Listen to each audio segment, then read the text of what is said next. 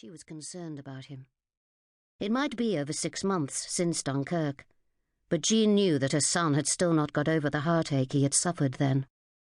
It was thanks to Grace that she knew how he had been led on, and then let down by the very pretty, socially ambitious nurse he had been hoping to become engaged to. According to Grace, Lillian Green had never had any intention of getting seriously involved with Luke, and had simply used him. She and Grace had done their nursing training together, and she had boasted right from the start that she had decided to train as a nurse only because she wanted to marry a doctor. A decent ordinary young man ready to give up his life for his country wasn't good enough for her, and she had told Luke as much when he had gone to the hospital to see her on his return from Dunkirk. How much the experience of the British Expeditionary Force's retreat to Dunkirk and its subsequent evacuation from its beaches was responsible for the sometimes remote and grim-looking young man who had taken the place of the laughing boy Luke had been, and how much the heartbreak inflicted on him by Lillian was responsible, Jean didn't know.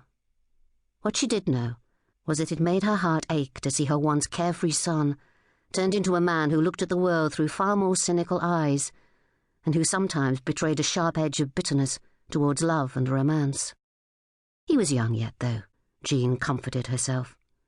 Plenty of time for him to meet someone else, a girl who would give him the real love he deserved. At least, she hoped there would be plenty of time. To distract herself from such worrying thoughts, she asked, "Will you be getting any leave over Christmas, do you think, now that Hitler has stopped dropping bombs on us every other night?"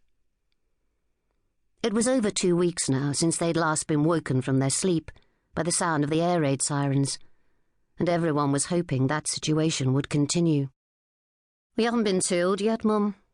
At least not officially. But the word is that we should get a couple of days off. So with a bit of luck, I should be home on Christmas Day at least." "Oh, I do hope so, love. Especially with Grace and Seb going down to spend Christmas and Boxing Day with Seb's family. Oh, did I tell you that she's had ever such a nice letter from them, saying how pleased they are about her and Seb getting engaged, and how much they're looking forward to meeting her. I must say I was pleased. I don't mind admitting that I was a bit worried when she first started talking about Seb, on account of him being related to Bella's late in-laws." Luke agreed. He was well aware, of course, of the full story, but he knew how fiercely protective his mother was of them all, and not just of her own children and husband. She was equally protective of her twin sister, even though, in Luke's opinion, neither his Auntie Vi and her husband Edwin, nor his cousins Charlie and Bella, deserved his mother's staunch loyalty.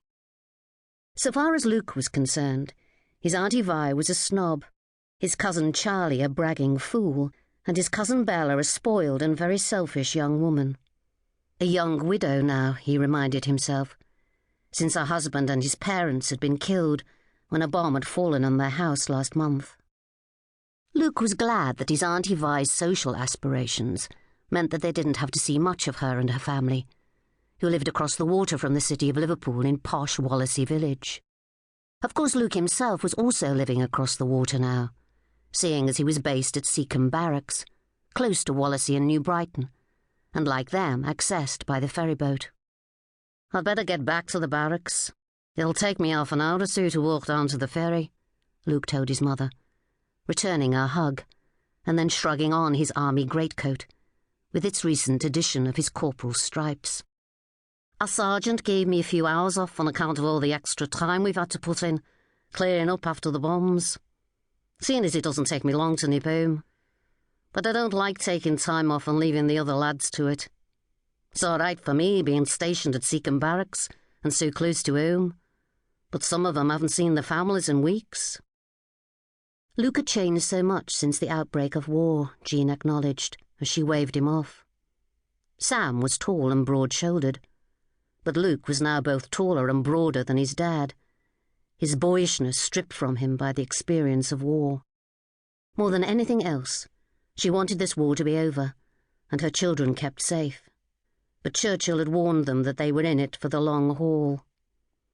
Jean shivered at the thought. She should be counting her blessings, she scolded herself.